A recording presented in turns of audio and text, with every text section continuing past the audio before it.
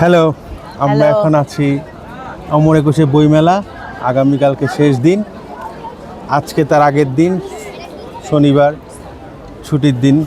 অনেকেই মেলায় উপস্থিত এবং আজকে আমি যা দেখলাম মেলা ঘুরে ঘুরে অনেকেই বই কিনছেন, যেহেতু শেষের আগের দিন। গতকালকে ভালো ঝড় হয়েছে, শুক্রবার ছিল। আজকে এখনও বৃষ্টির কোনো সুযোগ নেই, বাট আবহাওয়ার মধ্যে অনেক শান্ত, আবহাওয়ার মধ্যে ঠান্ডা একটা পরিবেশ, বাতাস ঠান্ডা হয়েছে। তো আমার সাথে আছে আমার বন্ধু রুমা। এই বই মেলায় তার একটি বই বের করেছে, বইটির নাম হচ্ছে 26-এর ছদ্মবেশ। রুমার সাথে আমার পরিচয় 2 যুগের কাছাকাছি হয়ে গেল। তো প্রতিবারই তার একটি করে বই থাকে, একাধিক বই থাকে। এবার একটি বই বের হয়েছে। তো কোনোবারই তার সাথে এরকম ফর্মাল কোনো ইন্টারভিউর কোনো রকম সুযোগ হয়নি, বা আমিও সেরকমভাবে প্রস্তুত ছিলাম না। আশা করছি যে কিছুক্ষণের মধ্যে আমি একটা ফর্মাল ইন্টারভিউ না, ইনফর্মাল ইন্টারভিউ, তার কাছ থেকে কিছু প্রশ্ন জিজ্ঞেস করব, সেও কিছু উত্তর দিবে। তো একটা বন্ধুসুলভ একটা আমাদের কথোপকথন। তো আপনারা যদি ভালো লাগে এনজয় করবেন, শুনেন আমাদের এটা ইন্টারভিউটা। তো আমি আমার কিছু প্রশ্ন করতে যাচ্ছি রুমা তোকে। প্রশ্নগুলো আমি গতকালকে রাত্রেই চিন্তা করেছি করব, লেখা হয়েছে। তো আমার প্রথম প্রশ্ন, তো যে সাহিত্য তোর কাছে কি বাস্তবতার প্রতিবিম্ব, নাকি বাস্তবতা থেকে সাময়িক এক কল্পলোক? তোর লেখায় এই দুয়ের সম্পর্ক কিভাবে কাজ করে? আমার কাছে সাহিত্যকে বাস্তবতা থেকে আলাদা কিছু মনে হয় না। আমি নিজে অনেক সময় দাবি করি যে আমার নিজের জীবনটাই একটা শৈল্পিক জীবন। তো সেই ক্ষেত্রে প্রতিটা মানুষের চরিত্র, সব কিছুকে আমার সাহিত্যের অংশই মনে হয়। আর সাহিত্য এমন একটা জিনিস, অনেকে বলে না যে রাজনীতি পছন্দ করি না, রাজনীতি করি না। আমার রাজনীতিও কিন্তু আমাদের জীবনের অংশ, এবং এই রাজনীতিটাও কিন্তু আমাদের সাহিত্যে চলে আসে। সব কিছুই চলে আসে, রাজনীতি, আমাদের চলন বলন, আমাদের মনোভাব, আমাদের আচরণ, আমাদের চারপাশ। আর আমরা যখন সাহিত্যিক হিসেবে কাজ করি, তখন আমাদের দৃষ্টিভঙ্গিটাকে অনেক প্রসারিত করতে হয়। এক এক সময় হয় যখন যে আমরা খুব বেদনার্ত হয়ে যাই, তখন আমরা আমাদের মধ্যে আটকে পড়ি, এবং ওই বেদনা থেকেই কিন্তু আমাদের যে লেখাগুলো আসে ওইটা আমরা সাহিত্যের মধ্যে নিয়ে আসি। হ্যাঁ, আবার অনেক সময় দেখা যায় যে আমাদের চারপাশে যা ঘটছে ওটা দ্বারা আমি প্রভাবিত হচ্ছি, তখনও মনে হচ্ছে যে এই প্রভাবিত ঘটনাটাকেও আমি সাহিত্যের মধ্যে নিয়ে আসি। তো এইভাবে সাহিত্য জীবনের অংশ, সাহিত্য সমাজের অংশ, আর পৃথিবীও পৃথিবীর সব কিছুই, আকাশ থেকে, মাটি থেকে, জল থেকে, প্রকৃতি, সব কিছুই সাহিত্যের মধ্যে চলে আসে। সব কিছু মিলিয়ে সাহিত্য। ধন্যবাদ।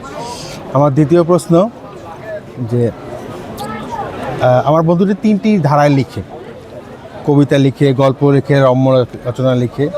এই 3টি ভিন্ন ধারায় তো লিখে যাচ্ছিস। তোর কাছে কোন ধারাটি সবচেয়ে বেশি স্বাধীনতার অনুভূতি দেয় এবং কেন? স্বাধীনতার অনুভূতি দেয়, আমার কাছে সবগুলো ধারাতেই আমি স্বাধীনভাবেই লিখি, এবং স্বাধীনতার ধারা নিয়েই লিখি। তবে একটা জিনিস আমি সব কিছুর মধ্যে রাখি, সেটা হচ্ছে আলো ছায়ার মতো একটা খেলা। সব কিছুকে কেমন জানি, অনেক কিছু দেখবেন যে একদম খোলামেলা অনেক কিছু কিন্তু আমাদের ভাল লাগে না।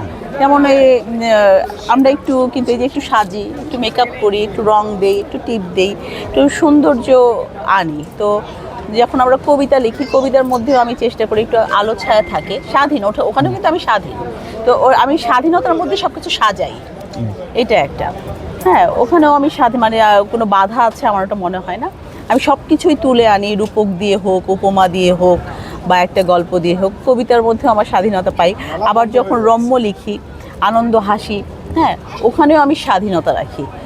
স্বাধীনতা রাখি, আর স্বৈরাচারিত্বটা করি না। ভালো বলছিস।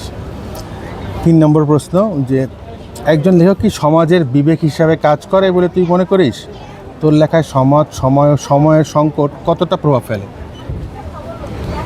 আমি লেখকদেরকে, এক জায়গায় আমি শুনেছিলাম যে লেখকদেরকে যেমন স্কুলের শিক্ষকরা যেমন একটা সিলেবাসের মধ্যে শিক্ষা দেয়, লেখকদেরকে একদম জাতীয় শিক্ষক পর্যায়ে সম্মানিত করা হয় এবং ধরা হয়, এবং জাতির বিবেক, এক একটা লেখক এক একটা জাতির বিবেক। তো আমি যখন এক সময় নতুন লেখা শুরু করেছি, যে মনের আনন্দে কবিতা লিখছি, গল্প লিখছি, সাহিত্য চর্চা করছি, ভালো লাগছে লিখছি, বা ছোটোবেলার লেখাগুলো যেমন যে চেতনা নিয়ে আমি বড় হয়েছি, 21 স্বাধীনতা, ওগুলো আমরা পড়তাম, দেখতাম স্কুলে, 21শে ফেব্রুয়ারি হচ্ছে, ওই চেতনা থেকে লিখছিলাম। তো একটা সময় যখন লেখক হিসাবে সাহিত্য জগতে পদার্পণ করলাম, বই প্রকাশিত হলো, তখন কিন্তু অনেক দায়িত্ব বেড়ে গেল। তখন আমার চিন্তাও কিন্তু চেঞ্জ হলো, পরিবর্তন হলো, যে না, আমার তো এখন দায়িত্ব, এবং আমার লেখা পড়ছে, আমার লেখা থেকে মানুষ অনুপ্রাণিত হচ্ছে, শিখছে, বা বলতেছে হ্যাঁ তুমি ঠিক বলেছো বা ঠিক আছে। তখন বিবেক, যে একটা, আমি তো বাংলাদেশি, আমার দেশ, আসলে দেশপ্রেম, আমি দেশপ্রেম আমার অন্তরে ধারণ করি, এবং এই দেশে জন্ম নিয়েছি, আলো বাতাস সব কিছুর কাছে আমি দায়বদ্ধ এবং ঋণী।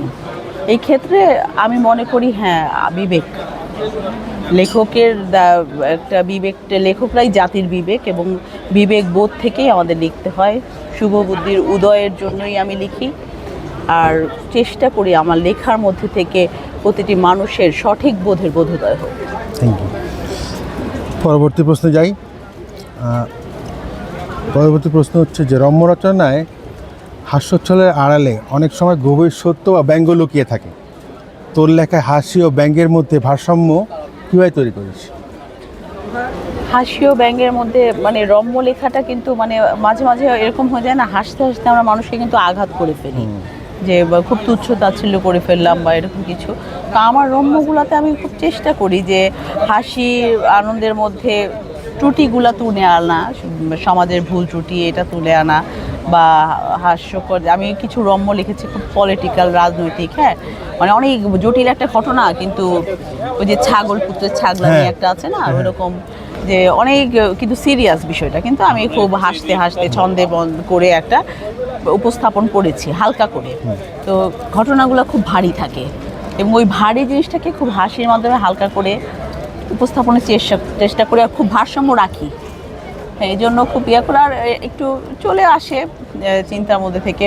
আর কিছু জিনিসে মাঝে মাঝে আমাদের মধ্যে হয় যে লিখতে লিখতে বা চিন্তা করতে করতে ভিতরতে একটা যে হঠাৎ করে যে বলে না নাজেল হওয়ার মতোই চলে আসে, তখন তাৎক্ষণিক আমি চেষ্টা করি লিখে ফেলতে, এটাই। পরে তো এডিট হয়। পরের কোশ্চেনটির একটি বাস্তবধর্মী, যে আমাদের ডিজিটাল যুগে পাঠকের মনোযোগ তো দ্রুত বদলে যাচ্ছে, তুই জানিস। এই সময় সাহিত্য, বিশেষ করে কবিতা ও গল্প, কীভাবে পাঠকের কাছে নতুনভাবে পৌঁছাবে বলে তুই মনে করিস? নতুনভাবে পৌঁছানোর এই বিষয়টা, আমি যেটা চেষ্টা করি যে আমার কবিতাগুলো মাঝে মাঝে আমি নিজেই আবৃত্তি করি, করে এইভাবে পৌঁছানোর চেষ্টা করি। আর যারা অনেকে, আমাদের কিন্তু ক্রেতা আছে বইয়ের, কিন্তু সব ক্রেতারা তো পাঠক না। হ্যাঁ, আমাকে চিনছে, আমাকে ভালো লাগে, বা আমাকে ফেসবুকে দেখছে, সে বইটা কিনে নিয়ে যাচ্ছে, এভাবে অনেক বই বিক্রি এখন করছে। অনেকে আমাদের এখন ডিজিটাল যুগে মোবাইল ক্যামেরা ব্যবহার করছে, কিন্তু তারপরেও মোবাইলে কিন্তু অনেকেও পড়ে না, মোবাইলে অনেকে পড়ে না। হ্যাঁ, তারপরে মোবাইলে যারা পড়ে, এই জন্য হ্যাঁ সাহিত্য, মানে মোবাইল সাহিত্যে যেখানে ওখানে লেখা। আর আমি যেটা চেষ্টা করি যে পাঠক তৈরি করার ক্ষেত্রে ছোট ছোট করে কিছু লেখার চেষ্টা করি, এটা করি না। আমরা লেখক তো অনেক লিখতে পারি, লেখা বড় হয়ে যায়, ছোট ছোট লেখার মাধ্যমে আমি নিজেও একটু উদ্যোগ নিয়ে, যেমন শিক্ষার্থীরা যারা আছে, নতুন প্রজন্ম যারা আছে, তাদেরকে আমি আমার লেখা পড়ানোর চেষ্টা করি। এই ক্ষেত্রে যে আমার ছেলে মেয়ে, আজকালকার অনেক লম্বা ভার্সন কেউ পড়ছে না, সবাই শর্ট, সবার হাতেই সময় কম। যেমন এই যে 26-এর ছদ্মবেশটা কিন্তু চাইলে আমি একটা উপন্যাসের মতো করে নিতে পারতাম, একদম উপন্যাস, অনেকে ধৈর্য রাখতে পারে না, একটার সাথে একটা লিঙ্ক করে আমি লিখে যেতে পারতাম। তো এরকম একটা ইচ্ছা ছিল, আমি তুই পড়ে দেখছি যে আমি শুরু করছিলাম যে উপন্যাস লিখবো, কিন্তু পরে আমার মনে হলো যে না, উপন্যাস লিখলে একদম দেখা যায় যে এই বইটাই যে আমি, যে আমার যে মনে হয় যে 25 জন পড়বে, সেটা 5-এ নেমে আসবে। তো এই ক্ষেত্রে আমি আবার ওইটা চেঞ্জ করে ওই ছোট ছোট করে দিলাম। তো চেষ্টা করি এইভাবে। আর যে ছাত্রছাত্রী বা বইমেলায় তো থাকি, তো সেখানে আমার অনেকের সাথে যোগাযোগ হয়, ভার্সিটির ছেলেমেয়েরা আসে, তখন তাদেরকেও আমি পড়ার বিষয়টা বোঝানোর চেষ্টা করি, এবং এই ক্ষেত্রে কিন্তু আমি মোটামুটি অনেক সফল হয়েছি। এছাড়া বিভিন্ন লাইব্রেরিতে বই দেওয়ার মাধ্যমে, পড়ার মাধ্যমে আবার খোঁজ নিয়েছি পড়ে কিনা, বা একটা রিভিউ চেয়েছি, বা আমাদের যারা আছে ঘর সংসার করে, গৃহিণী কিন্তু পড়তে পছন্দ করে, তারা বই পড়লে ফোনের মাধ্যমে যোগাযোগ করে, তারপর আমি বই কেনার পর আমি পড়তে বলি বা জিজ্ঞেস করি কেমন লাগলো, বা আর কি ধরনের লেখা চান, এইভাবে বাড়াচ্ছি আর কি পড়ার আগ্রহ। Thank you. আমার সর্বশেষ প্রশ্ন ওর কাছে, যে বর্তমান সময়ের পাঠক ও নতুন প্রজন্মের লেখকের জন্য তোর পরামর্শ আছে, বিশেষ করে যারা একাধিক সাহিত্য ধারা লেখালেখি করতে চায় তাদের জন্য কি বলবি? পরামর্শ আসলে কাউকে পরামর্শ দেওয়া দুঃসাহস করি না, কারণ যারা লেখেন তাদের নিজেদের ইচ্ছা বোধ থেকে লেখেন। তারপর একটা বিষয়ে যেমন আমি চেষ্টা করি যে আমার সমসাময়িক যারা লেখে তাদের লেখাগুলো পড়ার।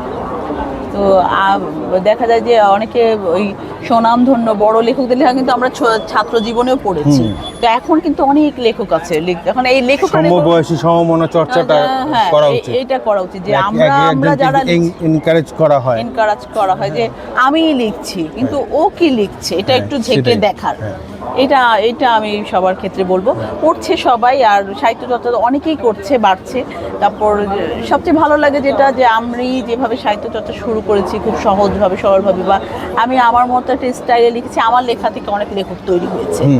আমি যেটা দেখেছি আমার মানে নারী হিসাবে যখন আমি লেখিকা হিসাবে আমার লেখার যাত্রাটা শুরু হয়েছে, আমার লেখা পড়েও শতজন লেখক তৈরি হয়েছে। হ্যাঁ, যে ও লিখছে আমি কেন লিখতে পারবো না, আমিও তো লিখতে পারি, বা এভাবে লেখা যায়। হ্যাঁ, এইটা আমি তৈরি করতে পারলাম, এটা কিন্তু আমার কাছে খুব ভালো লাগে। এটা একটা অনেক আমার অ্যাচিভমেন্ট মনে হয়, অনেক বড় অ্যাচিভমেন্ট মনে হয় আমার এটা। তো এবারের মতো আমাদের ইন্টারভিউ পর্ব শেষ। আশা করি রুমার 26 ছদ্মবেশটি বইটি যারা যারা এখনও তোমরা পড়ো নাই তারা পড়বা। বইমেলা আগামীকালকে শেষ হয়ে যাচ্ছে, আগামী বছর আবার দেখা হবে।